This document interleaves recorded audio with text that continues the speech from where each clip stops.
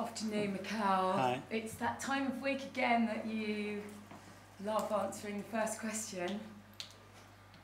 Fantasy football managers everywhere are hanging on every single word over the next minute or so, so please tell us. I didn't see Saka training, I didn't see Calafiori training, and I didn't see you in Timber training. Are any of those players going to make it?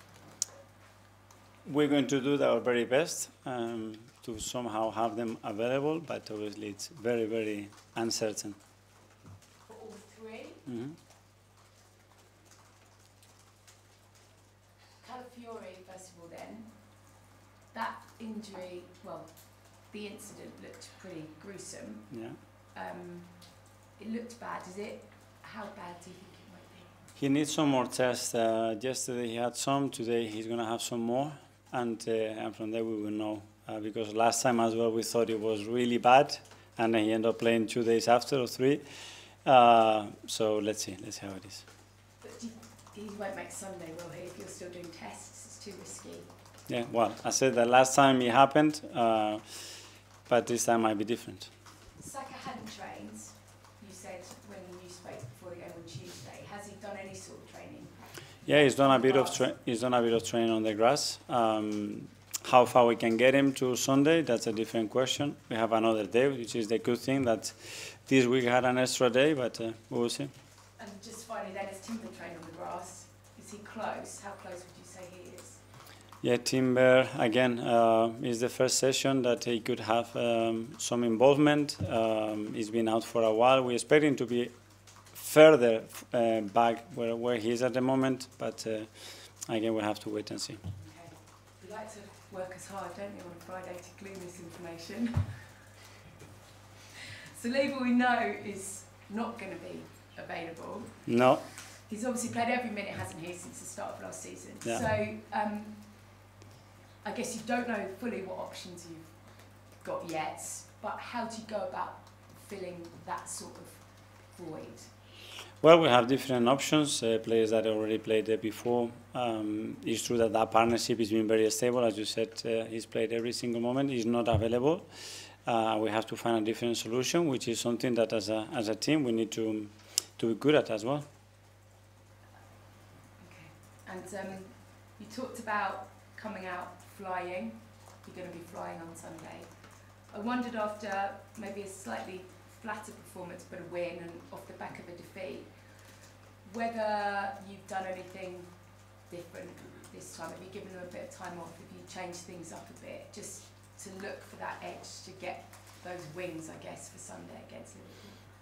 Yeah, obviously after the defeat with 10 men at Bournemouth, we have to pick ourselves up. I think we started the game so well. The first half was really good. It should have been very different with the scoreline.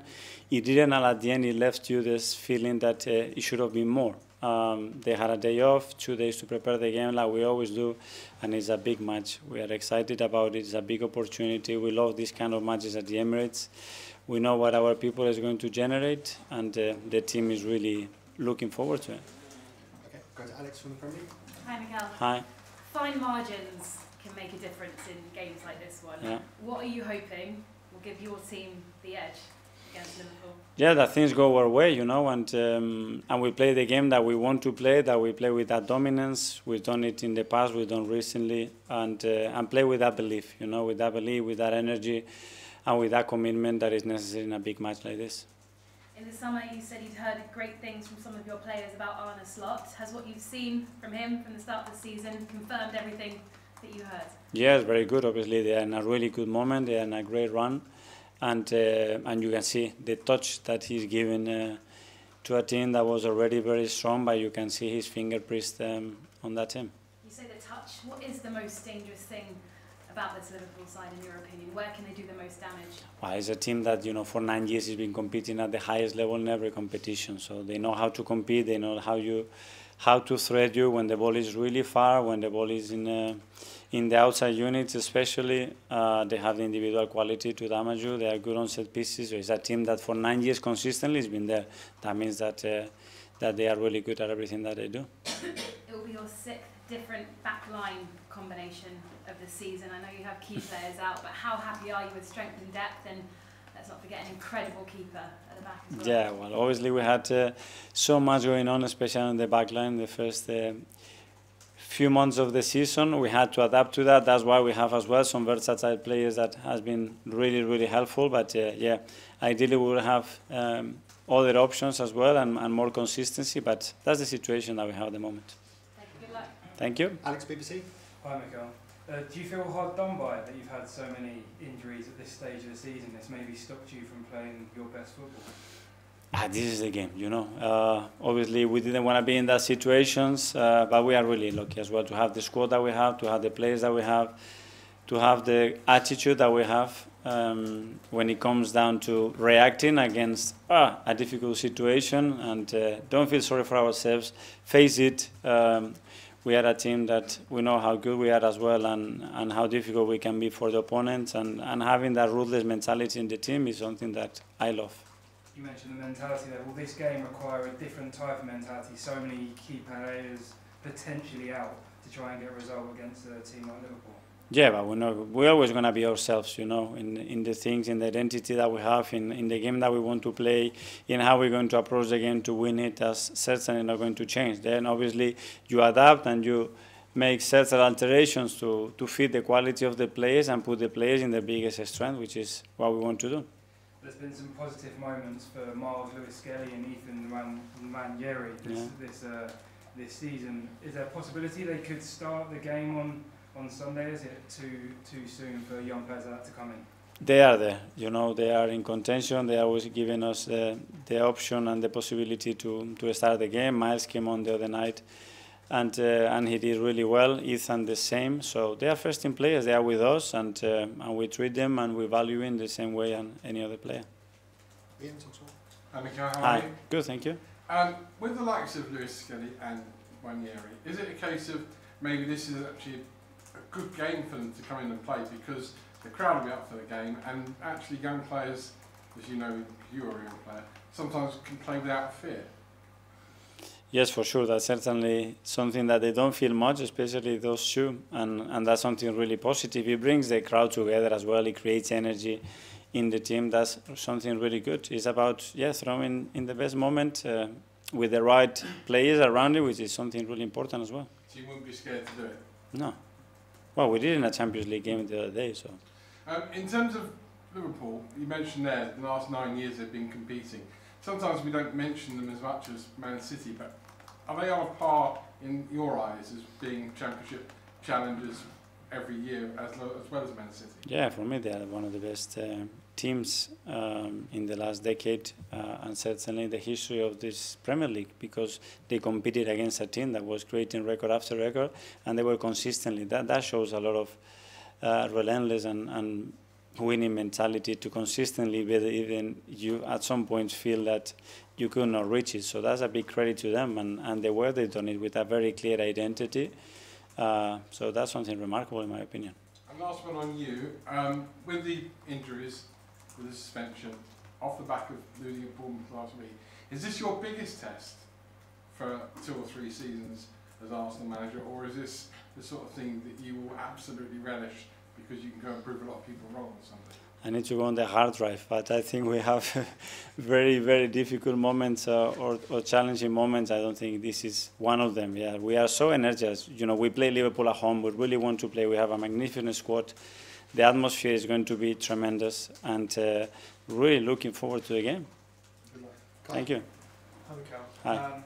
If you were to lose this game, you'll be 7 points. You were going to win it. If you were to win it as well, you'd be even closer. I don't think about that. I think Is it about. too early to think about that? Well, I never think about what if we lose it. I think is everything that we do is to win it. So in my preparation, I don't spend 1 second if we lose it.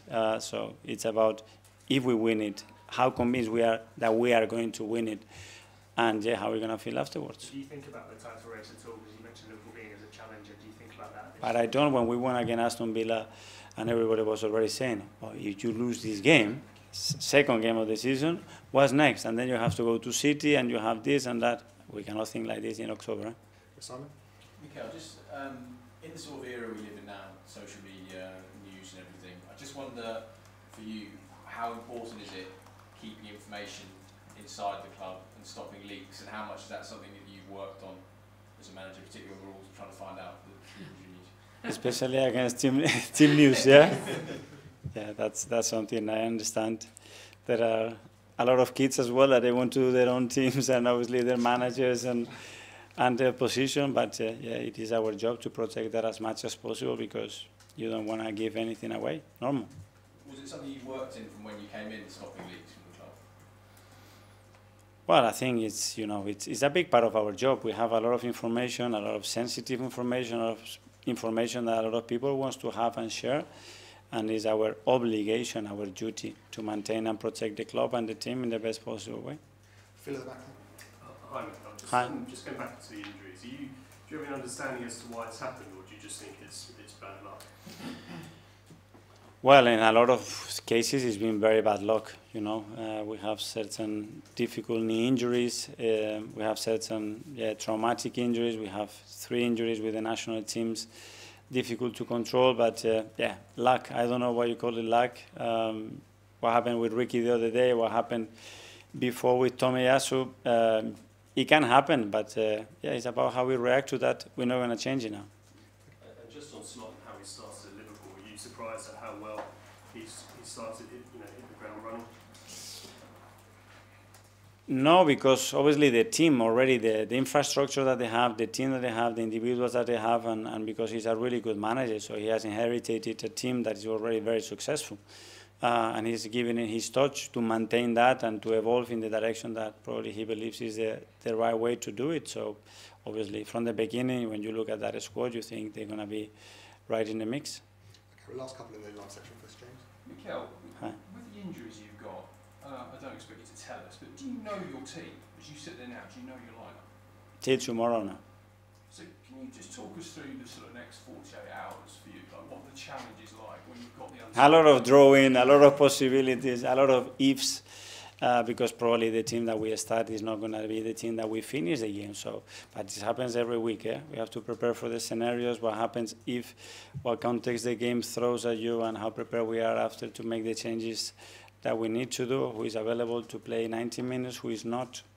That's always the case. Because you talked before about, you sort of recognised that maybe you did a lot of work last season to keep players fit for so long. Particularly at the back, you were able to pick the same back four so consistently. So do you sort of feel you're prepared for this to some extent? You kind of knew this was coming at some point? Well, not that early in the season, and not in the manner that it has happened with a few players, but having the rest in the best possible physical condition, mental condition, something that obviously we put a lot of work into that because it's key, and then be the team prepared, because when that happens, you lose your captain. That's a big thing, Then you lose your central defender, you lose your fullback, you lose another fullback, you lose your striker, you lose a winger. But the team, the team has to have the resources. First of all, mentally to adapt to that, and then, maintain the same belief that even like this, we are a great team. James, CBS? Yeah. Mikel, talking about the injuries, the red cards, it seems like a lot of luck has broken against you this season. Given that, what have you learned about the character of your team, and maybe what has the team learned about its character? I love, watching people, watching individuals, watching teams react to that, and is it, I look at it, and I hate it. And I haven't seen the team once, I haven't seen the staff, I haven't seen upstairs, I haven't seen anybody talking about it. Get on with it. Get on with it, show your teeth, show how much you want it. That means opportunity for other people, that is opportunity for us as a team to rebel against certain situations. We need the crowd more, so on Sunday we need them even more. Okay, I'm sure they're going to do that, and let's keep going. How do you stop yourself doing that? Because, when Ricardo goes down, that's another left back out. How do you not go? Because it gives me zero for the next moment, for the next day, for the next preparation. It just takes things out of me. And if it takes it out of me, it's going to take things out of the staff because they are close to me, and then the players, and then belief. Throw it away. That's it.